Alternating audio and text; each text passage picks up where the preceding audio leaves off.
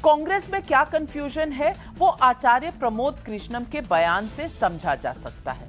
सुनिए। देखिए, कांग्रेस पार्टी के भीतर कुछ ऐसे लोग घुसाए हैं और ऐसे लोगों ने कब्जा जमा लिया है जिन्हें हिंदू धर्म और हिंदू नाम से चिढ़ है।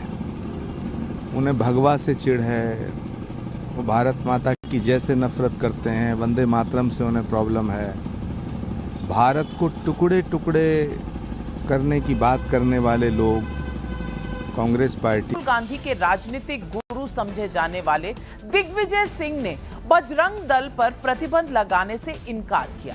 ये वही कांग्रेस है जिसने आनन फानन में कर्नाटक में अपने मैनिफेस्टो में आखिरी वक्त में बजरंग दल पर प्रतिबंध का ऐलान भी किया था।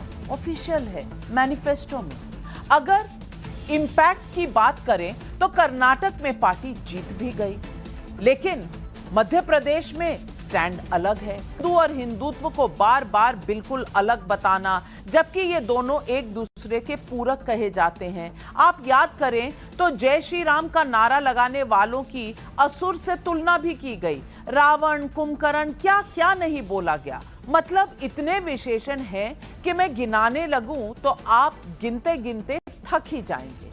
आप भी सोचेंगे कि नाविका जी इसमें नया क्या है, लेकिन अब बात बिल्कुल नहीं है भाई, क्योंकि अब हिंदू हिंदुत्व को लेकर कंफ्यूजन है।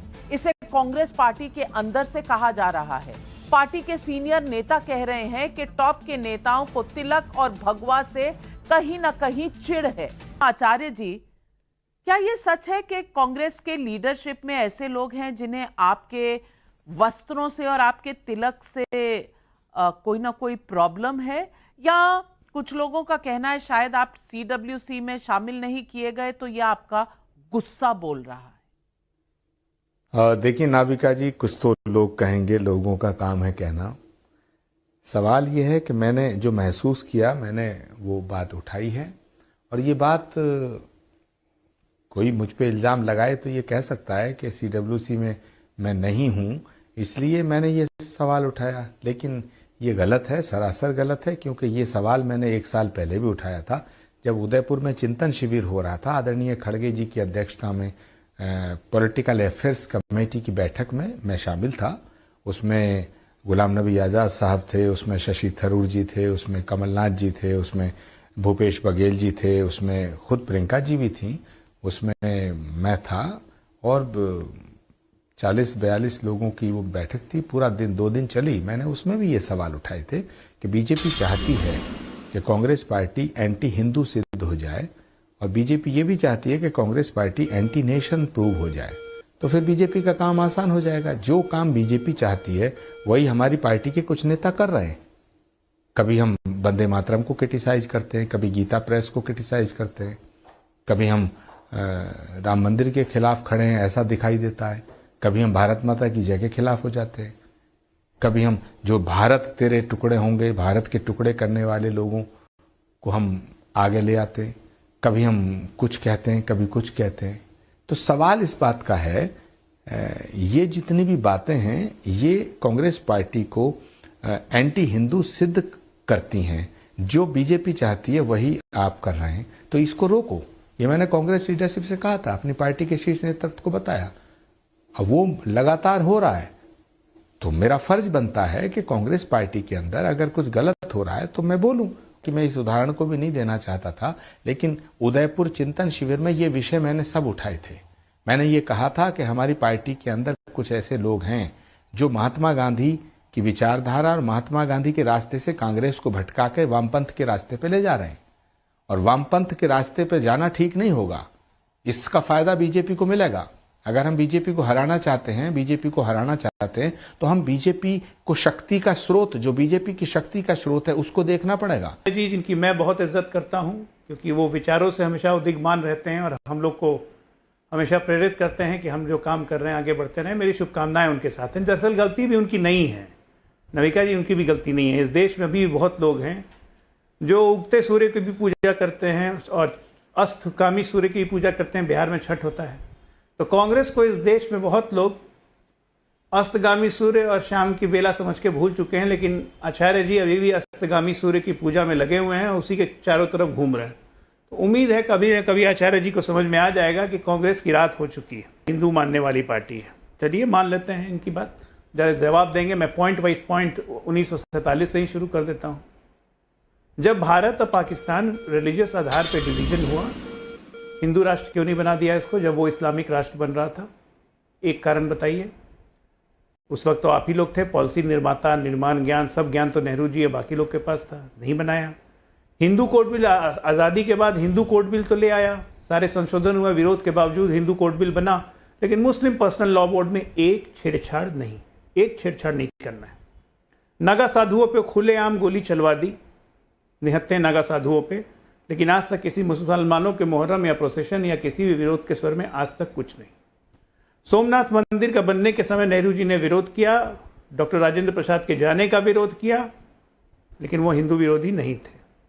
ठीक है ना। कॉन्स्टिट्यूशन में इमरजेंसी के दौरान 42nd अमेंडमेंट ला के सोशलिस्ट सेक्युलर डाला, किस लिए डाला? मुसलमानों का अपीजमेंट के लिए, हिंदू विरोधी नहीं थे भाई।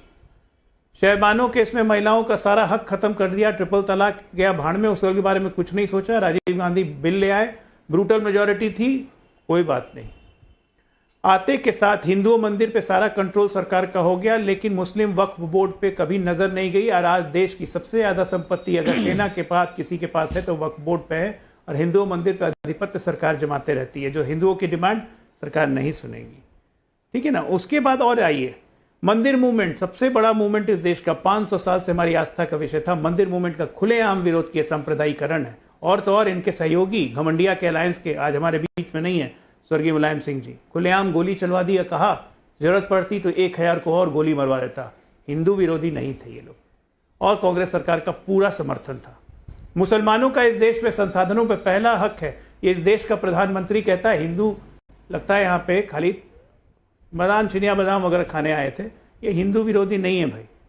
अमेरिकी राजदूत के सामने आके कहते हैं कि इस्लामिक टेररिज्म से ज्यादा खतरनाक भगवा आतंकवाद है। इनके होम मिनिस्टर शिंदे हाउस में खड़े होकर कहते हैं saffron terrorism is a threat to this country. Hindu विरोधी नहीं है। हिंदू बोको हरम है। हिंदू शब्द से नीचता का अनुभव होता है, ऐसे ऐसे अलंकृत करने वाले इनके कांग्रेस नेता, ये हिंदू विरोधी नहीं है। अभी सबसे हाल की बात बताता हूं।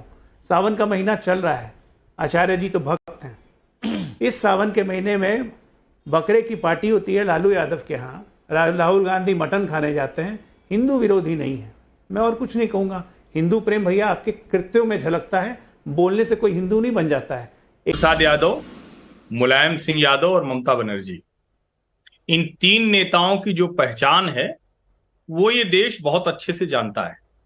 और इन्होंने अपने आप को कहा है कि हमारे लिए सेकुलर क्रेडेंशियल्स बड़े इंपॉर्टेंट हैं। और मुलायम सिंह यादव जी के राज में तो क्या कुछ हुआ उसकी कहानी आज तक बताई जाती है। लेकिन आज बड़ा महत्वपूर्ण है जब आचार्य प्रमोद कृष्णम कह रहे हैं कि कांग्रेस में कुछ बड़े नेता हैं जिनको तिलक और मेरी वेशभूषा से दिक्कत है। ये भाई पानी पकड़ा देना। और उसी दिन अलीगढ़ में केंद्रीय गृह मंत्री अमित शाह ने कुछ 3-4 बातें कही हैं कल्याण सिंह जी के हवाले से। एक तो देश में अकेली पार्टी है भारतीय जनता पार्टी जिसकी 4 राज्यों की सरकार राम मंदिर के नाम पर गई है, बर्खास्त करती गई, हटा दी गई। मतलब एक तरह से कहें कि बेहद अलोकतांत्रिक व्यवहार किया गया, लेकिन भारतीय जनता पार्टी राम मंदिर से नहीं हटी। कल्याण सिंह ने कहा था कि हम राम भक्तों पर गोली नहीं चलवा सकते, कुर्सी जाए तो जाए। लाल कृष्ण आडवाणी रथ यात्रा लेकर निकलते हैं तो उसी राम मंदिर के लिए तो बिहार में रोक लिया जाता है। लालू प्रसाद यादव उसके नायक हैं, लाल कृष्ण आडवाणी इसके नायक। आज अगर नरेंद्र मोदी जब देश के अलग अलग हिस्सों में जो हिंदू आस्था के केंद्र हैं उसके पुनरुद्धार की बात होती है तो एक नायक के तौर पर दिखते हैं। महारानी अहिल्याबाई होलकर के बाद काशी विश्वनाथ धाम के पुनरुद्धार का काम कर रहे हैं। महाकाल लोक, मथुरा, प्रयाग का शानदार कुंभ, वो सारी चीजें इसके साथ जुड़ी हुई। और अब आप कांग्रेस को और सब छोड़ दीजिए। आचार्य जी जो कह रहे हैं मैं उसको एक लाइन कह के अपनी बात खत्म करता हूं, स्थापित हो जाएगी। वैसे मैं निजी तौर पर मानता हूं कि खड़गे जी ने बहुत अच्छी CWC बनाई है, जितनी उनकी सीमाएं हैं, जितनी उनके पास उपलब्ध मानव संसाधन है। लेकिन मेरा यह भी मानना है कि अगर आचार्य प्रमोद कृष्णम जैसे व्यक्ति को वो रखते CWC में तो शायद उनकी बात का वजन बढ़ता। लेकिन आप सोचिए कैसे रख लेते आचार्य जी को। कांग्रेस के प्रवक्ता पहले दिन से योगी आदित्यनाथ को उनके पूर्व नाम अजय बिष्ट से बुलाते हैं। और आप कल्पना कर सकती हैं कि किसी भगवाधारी को, किसी तिलक वेशधारी को, और ये छोटी बात नहीं, मैं इसीलिए इतनी बातें कहने के बाद आखिरी लाइन में ये बोल रहा हूं कि योगी आदित्यनाथ को उनके संन्यास पूर्व नाम से बुलाते हैं।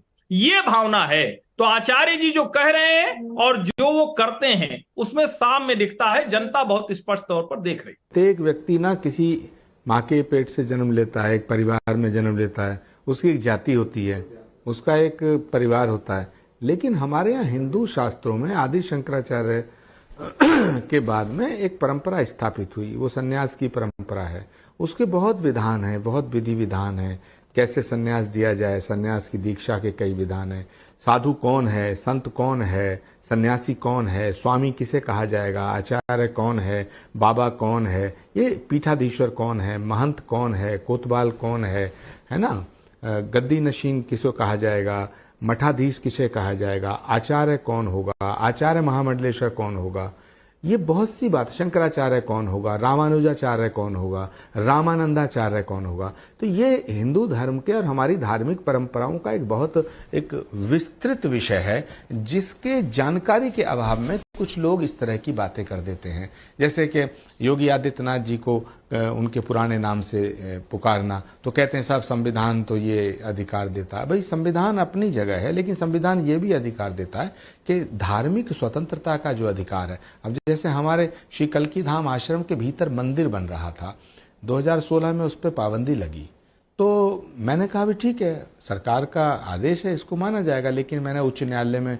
उनकी शरण में मैं गया। 7 साल से वो लड़ाई लड़ते और बड़ी खुशी की बात है कि माननीय इलाहाबाद उच्च न्यायालय ने कल्की धाम के मंदिर के निर्माण पर लगी रोक को हटा दिया, सिरे से खारिज कर दिया कि भाई किसी के फंडामेंटल राइट्स को आप किसी आशंका की बुनियाद पे रोक नहीं सकते। उसमें तत्कालीन सरकार ने लिखा था क्योंकि संभल का जो एरिया है वो मैक्सिमम मुस्लिम पॉपुलेशन है, इसलिए मुस्लिम बाहुल इलाके में इतना भव्य मंदिर जो अक्षरधाम की तरह मंदिर है उसे नहीं बनाया जाना चाहिए। ये एकदम वाहियात बात थी। और मजेदार बात यह है कि जबकि कल्की धाम को बनाने के लिए एफिडेविट दिए गए कम से कम सैकड़ों मेरे मुस्लिम सपोर्टर्स जो थे, बल्कि वो जब मुझे मिलते हैं तो कभी तो कौन सी सरकार ने लगाई थी ये पाबंदी? वालेकुम नहीं कहते नहीं, कौन सी सरकार ने लगाई थी पाबंदी? वो कहते हैं वो जो देखिए, 2 बातें बड़ी साफ कर देना चाहता हूं। संभल के जितने मुस्लिम लोग हैं वो चाहते थे कल्की धाम का मंदिर बने, लेकिन सरकार ने पाबंदी लगाई, कुछ गलत तथ्यों के आधार पर लगाई। अखिलेश जी की सरकार थी 2016 में, उन्होंने पाबंदी 6 नवंबर 2016 को पाबंदी लगाई। अब प्रश्न ये पैदा होता है कि जानकारी के अभाव में कुछ गलत काम हो जाते हैं। मैं ऐसा नहीं कहना चाहता हूं, मैं उनको भी दोष दूं कि उन्होंने मेरा मंदिर जान के रोक दिया ना, हो सकता है उनको जानकारी ऐसी दी गई हो। ऐसे ही कांग्रेस पार्टी के अंदर कुछ लोग ऐसे हैं जिनको ये मालूम नहीं है कि धर्मगुरु का पहला जो नाम है वो क्यों होता है और बाद का क्यों होता है। गुरु एक नाम देता है, मेरा भी पुराना नाम है, मैं भी एक परिवार में पैदा हुआ, मेरी भी एक जाति हो, लेकिन जब मैं साधु हो गया, जब मैं संत हो गया, है ना, साधु और है, संत और है, आचार्य और है, पीठाधीश्वर और है, कितनी। अब इसके लिए तो एक अलग डिबेट करनी पड़ेगी, शायद हर्षवर्धन त्रिपाठी जी जरूर जानते होंगे। अब देखा क्या कि सारे साधु जो हैं, कांग्रेस पार्टी के भीतर कुछ लोग हैं जिनकी प्रॉब्लम ये है कि जैसे ही साधु देखोगे तो वो सोचेंगे भाजपा का है, ठीक है। अब पहले सोचते थे साधु भाजपा के हो गए, अब सोचते हैं जो हिंदू कह रहा है, हिंदू शब्द का प्रयोग करा, ये भाजपा ही होगा। अरे भाई, हिंदू भाजपा की बपौती नहीं है।